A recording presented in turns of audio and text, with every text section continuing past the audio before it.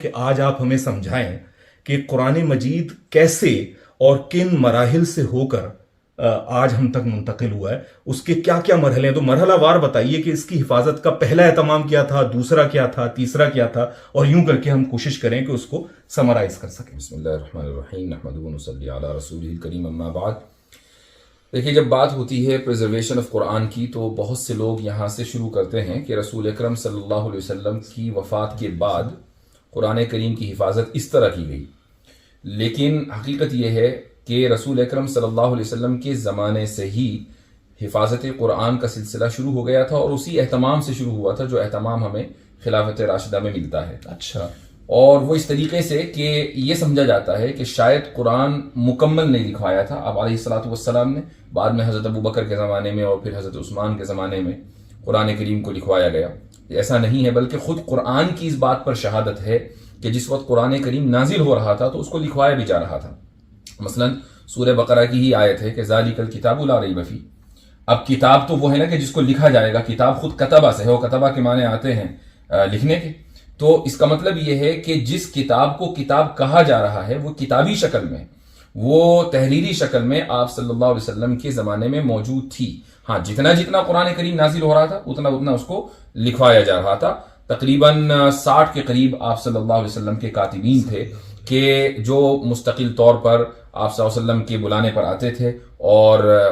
قرآن کی جو آیتیں نازل ہوئی ان کو لکھتے تھے۔ حضرت عمر رضی اللہ عنہ کا واقعہ دیکھ لیجیے، ان کو اسلام لانے کا کتنا مشہور واقعہ ہے، سبھی اس سے واقف ہیں کہ حضرت عمر رضی اللہ عنہ رسول اکرم صلی اللہ علیہ وسلم کو شہید کرنے کے لیے چلے تھے، لیکن اسلام کس طریقے سے لائے جب پتہ چلا کہ بہن نے اسلام قبول کر لیا، بہنوں نے کر لیا، اس واقعے میں ایک چیز ملتی ہے کہ انہوں نے کہا کہ اچھا وہ چیز دکھاؤ جو تم پڑھ رہے تھے۔ سورہ طٰہٰ لکھی ہوئی تھی، تو ان کی بہن نے کہا کہ میں ناپاکی کی حالت میں ہیں آپ، اس لیے میں بھی آپ کو نہیں دوں گی، آپ پہلے ہاتھ منہ دھوئیں۔ تو اس کا مطلب یہ ہے کہ کوئی چیز لکھی ہوئی تھی، اور یہ واقعہ بالکل ارلی پیریڈ کا ہے اسلام کے، یعنی ایسا نہیں ہے کہ یہ مدینہ کا واقعہ ہے، بلکہ بالکل ابتدائی دنوں کا واقعہ ہے۔ اسی طریقے سے قرآن کریم میں ایک آیت ہے کہ ان ہی الا اساطیر الاولین اکتتبھا، یہاں اکتتبھا کا لفظ ہے کہ مشرکین مکہ کی طرف سے یہ اعتراض ہوتا تھا رسول اکرم صلی اللہ علیہ وسلم پر اور آپ کے اوپر نازل ہونے والی وحی پر کہ یہ تو پچھلے لوگوں کے قصے ہیں جو محمد نے لکھوا لیے ہیں، اکتتبھا۔ ہاں، یعنی یہ تو باقاعدہ لفظ ہی ہے کہ جو لکھوا لیے ہیں، جی، یعنی یا تو یہ ہوتا ہے کہ جو یہ بتا رہے ہیں، لیکن اگر یہ کہہ رہے ہیں لکھوا لیے ہیں تو اس کا مطلب لکھوانے کا سسٹم تھا۔ صحیح۔ تو یہ سسٹم رسول اکرم صلی اللہ علیہ وسلم کے زمانے میں انٹروڈیوس ہو گیا تھا، اس کو امپلیمنٹ کر دیا گیا تھا، اور ہر آیت آپ صلی اللہ علیہ وسلم لکھواتے تھے۔ بلکہ ایسا ایک حدیث ہے، صحیح حدیث ہے، کہ اس میں ایک آیت نازل ہوئی یہ سورہ مائدہ کی، تو فوراً آپ صلی اللہ علیہ وسلم نے فرمایا کہ میں زید بن ثابت کو بلاؤ، اور وہ دوات، کاغذ، قلم، تختی جو بھی ان کے پاس میسر ہو وہ لے کر آئیں، اور وہ آیت اسی وقت ان کو لکھوائی گئی۔ اب آپ صلی اللہ علیہ وسلم جب آیت لکھواتے تھے تو وہ کسی کمرے میں یا پرائیویٹ لائف میں یہ کام نہیں ہوتا تھا، بلکہ یہ پبلکلی ہوتا تھا، مسجد میں بیٹھ کر ہوتا تھا، صحابہ کے سامنے ہوتا تھا، اور اس کے بعد آپ صلی اللہ علیہ وسلم اس لکھے ہوئے ٹکڑے کو جس شخص نے لکھا ہے اسی کو عنایت فرما دیتے تھے، الا یہ کہ کوئی اور طلبگار ہو تو پھر اس کو عنایت کر دیتے تھے، لیکن یہ سب عوامی جگہوں پر ہوتا تھا، لوگ اس کے اوپر گواہ بنتے تھے۔ اور یہ بھی ممکن ہے کہ جب وہ لکھ رہے ہوں تو باقی لوگ بھی اس کو اپنے نسخوں میں درج کر رہے ہیں۔ اس کا طریقہ یہ ہوتا تھا کہ جب یہ لکھ لیا کاتب نے، تو اب لکھنے والا آپ صلی اللہ علیہ وسلم کو پڑھ کر سناتا تھا،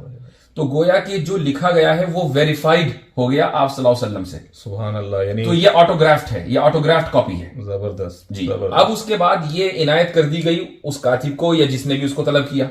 اور گواہوں کی موجودگی میں مجمع میں دی گئی، تو سب کو پتا ہے کہ یہ آیت جو لکھی ہوئی ہے یہ فلاں صاحب کے پاس ہے۔ اب جب یہ فلاں صاحب اپنے گھر جائیں گے، اپنے محلے میں جائیں گے، تو وہاں جو دوسرے اصحاب ہوں گے وہ ان سے کاپی کریں گے، لیکن یہ ضروری نہیں ہے کہ جو انہوں نے کاپی کی وہ پبلک میں کی ہو۔ تو اس کی جو فرسٹ کاپی ہے وہ تو آٹوگرافٹ ہے، ویریفائڈ بائی رسول اللہ صلی اللہ علیہ وسلم، لیکن جو دوسری اور تیسری کاپی ہے یہ ضروری نہیں کہ اس پر گواہ موجود ہوں۔ واہ، صحیح۔ تو اس طریقے سے پریزرویشن جو ہے آپ صلی اللہ علیہ وسلم کے زمانے میں۔ اچھا، تو ہم یہ کہہ سکتے ہیں کہ یعنی ایک تو دیکھیں پرائمری موڈ ہے جو کہ اس کی سیفٹی کا ہے کہ وہ ایک اورل ٹریڈیشن بھی ہماری رہی ہے، بالکل، یعنی اس میں تو کوئی شک ہی نہیں ہے نا۔ میرے خیال سے ایک بدترین دشمن بھی جو ہو اسلام کا، اس میں ذرا سی بھی جو ہے سچائی ہوگی تو وہ کبھی اس بات کا انکار نہیں کر سکتا کہ مسلمانوں میں جو قرآن حکیم کی حفاظت کا معاملہ ہوا ہے وہ سب سے پہلے ایک اورل ٹریڈیشن کے طور پہ حفظ کے معاملے میں، اور صحابہ کے بارے میں، یعنی آج کے دور میں شاید یہ مشکل ہو جاتا ہے اس چیز سوچنا، لیکن ان کے یہاں یہ معاملہ ہوا کرتا تھا کہ وہ باقاعدہ اپنا نصب یاد کرتے،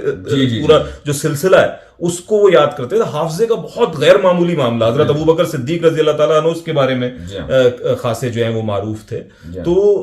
یہ اورل ٹریڈیشن، اور آج تک یعنی کیا یہ میں کہنے میں ٹھیک ہوں کہ حق بجانب ہوں کہ آج بھی ہم اس کا ایک عکس یوں دیکھتے ہیں کہ نماز میں جو ہم پڑھ رہے ہوتے ہیں، آپ سب کا تجربہ ہے، بتا میں اس لیے رہا ہوں کہ ہم نماز پڑھتے ہوئے اگر قاری سے، امام سے کچھ غلطی ہو جائے، ٹھیک ہے، وہ آ کی جگہ ای کی آواز نکال دے، کوئی لفظ آگے پیچھے کر دے، فوراً پیچھے سے لقمہ آئے گا. جی ہاں، ٹھیک ہے. کیا ممکن ہے؟ یعنی اپنے آپ کو ذرا سا سوچیں ایک لمحے کے لیے، اپنی مخالفت ایک طرف رکھ کے، کہ کیا یہ ممکن ہے کہ کوئی شخص غلط لفظ بول رہا ہو اور پیچھے والا جو ہے نا اس کو لقمہ نہ دے؟ آپ تراویح جس نے بھی اس کو تجربہ کیا ہے وہ اس بات کو جانتا ہے. تو اس وقت کیا غیر معمولی انتظام ہوگا؟ تو پہلا اسٹیپ تو دیکھیں یہ اورل ٹریڈیشن کے طور پہ موجود ہے. دوسرا، یاسر بھائی ہمیں بتا رہے ہیں کہ اس کو لکھا بھی جاتا تھا رسول کریم صلی اللہ علیہ وآلہ وسلم کی حیات طیبہ کے اندر. تو ٹھیک ہے. اب اصل میں یہ بات جو ہے، ہماری جو بنیاد ہے، بنیادی دلیل کہ قرآن کریم محفوظ ہے اور ہم تک جس طرح رسول اکرم صلی اللہ علیہ وسلم پر نازل ہوا اسی انداز اور اسی طریقے سے ہم تک پہنچا ہے، اس کی جو بنیادی دلیل ہے وہ اورل ٹریڈیشن ہی ہے. اور تواتر، اس کے لیے جو ٹیکنیکل لفظ استعمال ہوتا ہے وہ تواتر ہے. تواتر کی 4 قسمیں ہیں، اس میں جو تواتر طبقہ ہے، تواتر طبقہ عن طبقہ کا مطلب یہ ہوتا ہے کہ ایک پوری جنریشن نے پچھلی جنریشن سے کسی چیز کو باقاعدہ اخذ کیا ہو تعلیم و تعلم کے ذریعے، نسل در